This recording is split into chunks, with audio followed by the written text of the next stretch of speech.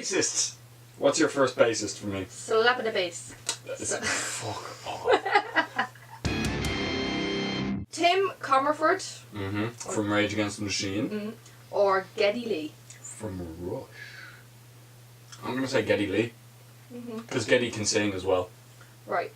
Okay. And Tim's bass tone is incredible, but Geddy got his bass tone in the 70s when there was no such thing as like, here's how to get a heavy bass tone. Yeah. And he still managed to get it sounding great. My first one for you, G-Chain from Deftones, or Jason Newsted. Oh, okay. I'm gonna have to go with Gino.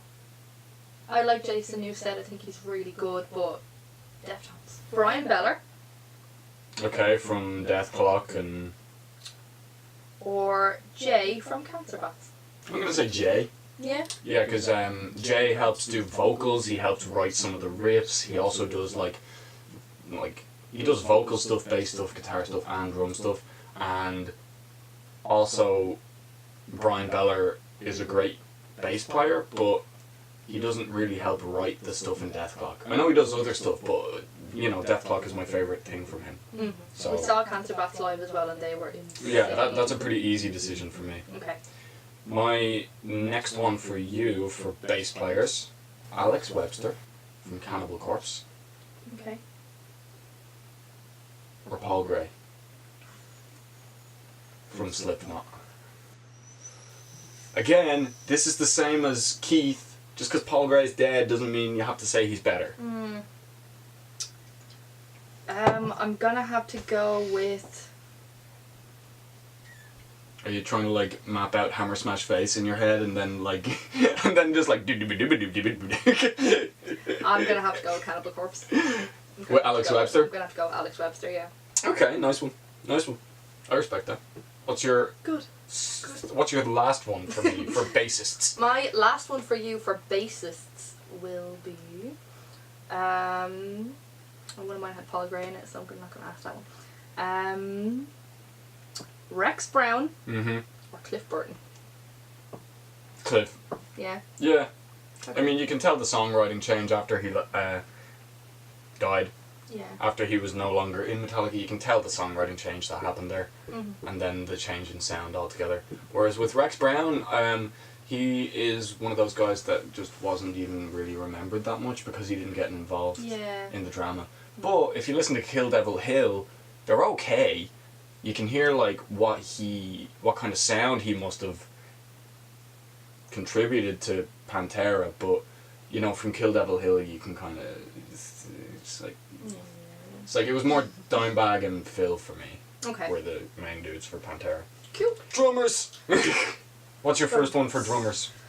My first one for drummers is Lars Ulrich or Dave Grohl. I mean Whoopsie.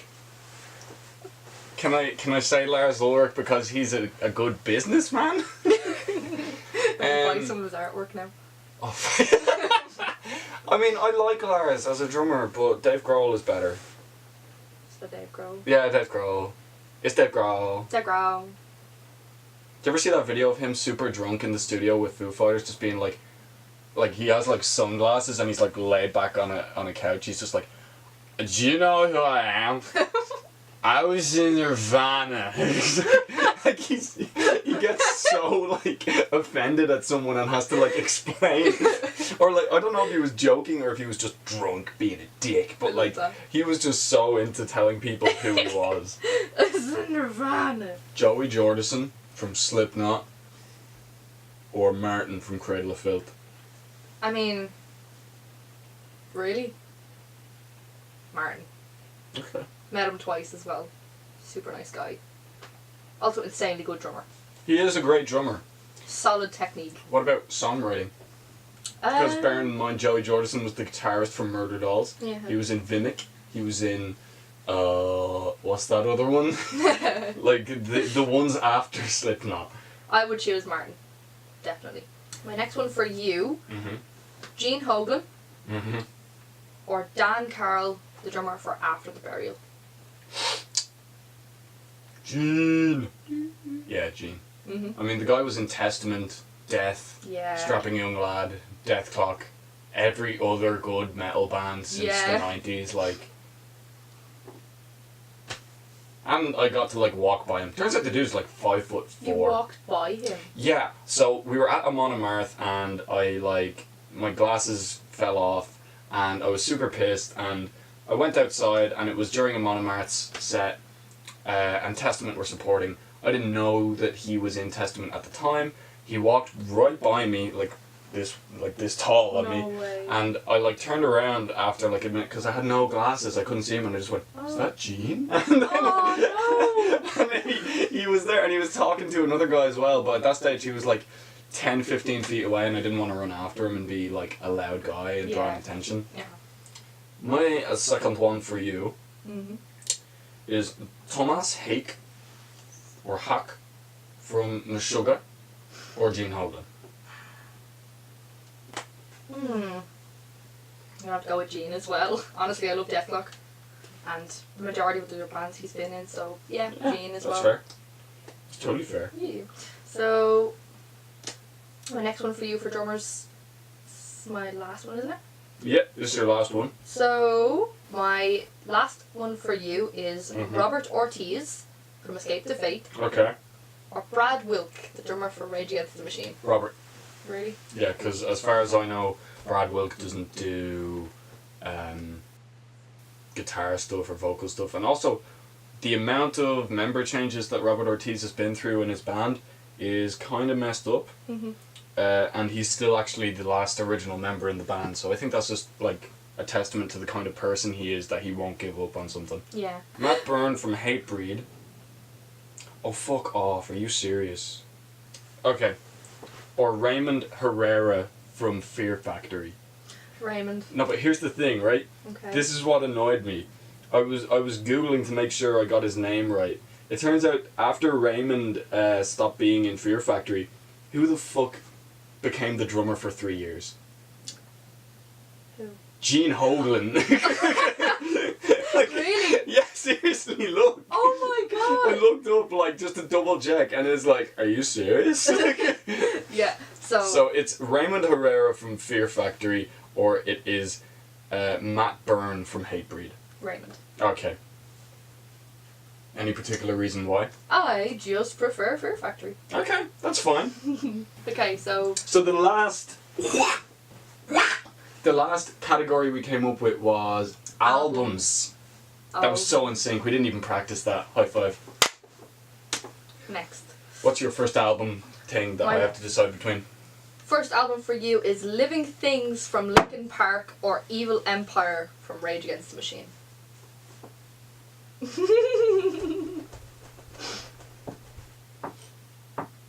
Living Things. Okay. Because I can You listen. said before that Evil Empire is a masterpiece, though. Evil Empire is a masterpiece. Living Things is a songwriting masterpiece. Okay.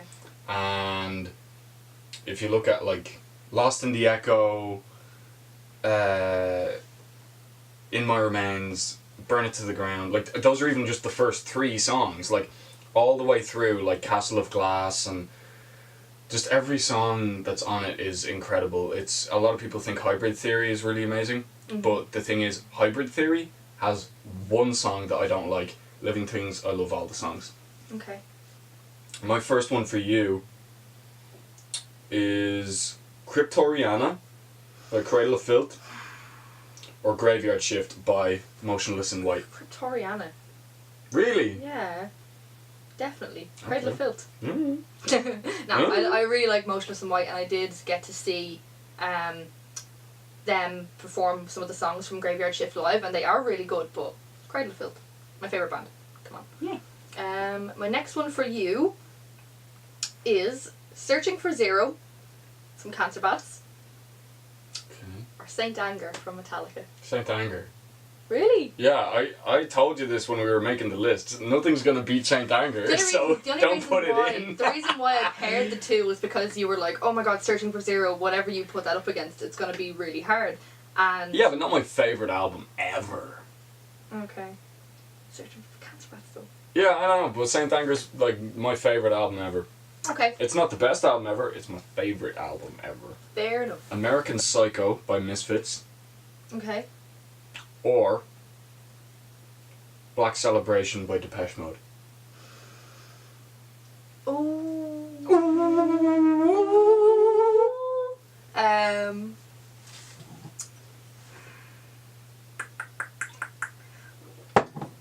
I love Depeche Mode. They're a band I grew up listening to, but so are the Misfits. I'm gonna go with the album that I like more songs from, so I'm gonna have to go with the Misfits. Yeah, I thought you were going to do that. Misfits. Yeah. What is your last? My last one for you is Vulgar Display of Power from Pantera. Calm down. Or Iowa from Slipknot.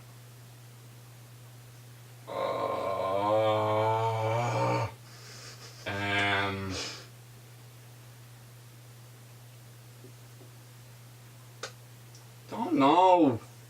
Are you still drinking the first one? Need to pick one.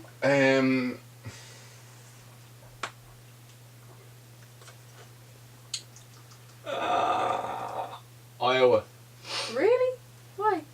I don't know. I just flipped a coin in my head and it came up tails, and I decided afterwards that tails was Iowa. Oh, okay. Iowa. The intro just hits hard.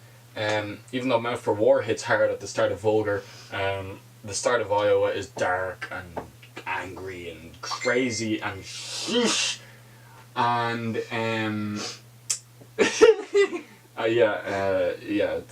it's really. I'd go for Iowa as well, to be honest. Yeah, I mean it's really really close, but it's literally Yeah. like it's Slipknot's best I knew I'd get you album. with this one. It's Slipknot's best album. So. Vulgar Display of Power is like no pun intended. It's a really powerful album. No, I forgot. Not Vermilion. Sorry. The Volume 3 is the best Slipknot album, but Iowa is. Whoa. What do you think is their worst?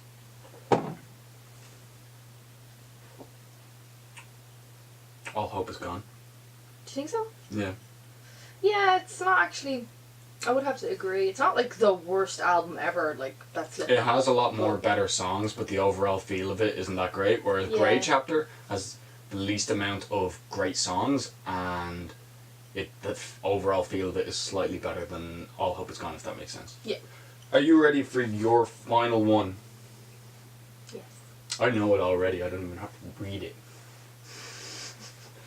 It is either Mesmerize by System of a Down. Oh, my favourite album. Or one of them. Or October Rust by Typo Negative. Oh, why?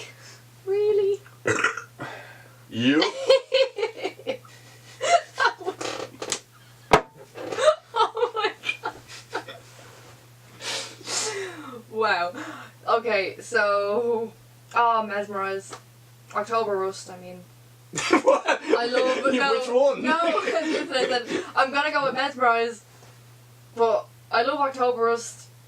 Mesmerize. I know like every song on that album, every word to every song, like huge part of my childhood as well. So Mesmerize.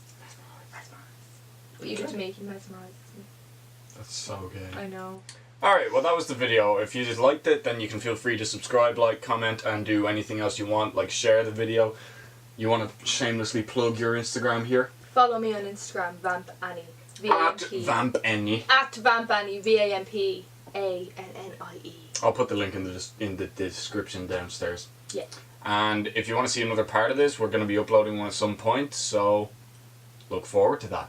Yeah. Thanks for watching. Talk to you later. Do you want to do that? Yeah, I'll do it together already. Yeah, we did. No, wait there. No. Do it. Go. Wait. 1, 2, 3, go. No, you have to hold it so it can fade. Oh, okay. Fade out. 1, 2, 3, go. Did I hold it long enough? No, we'll deal with it.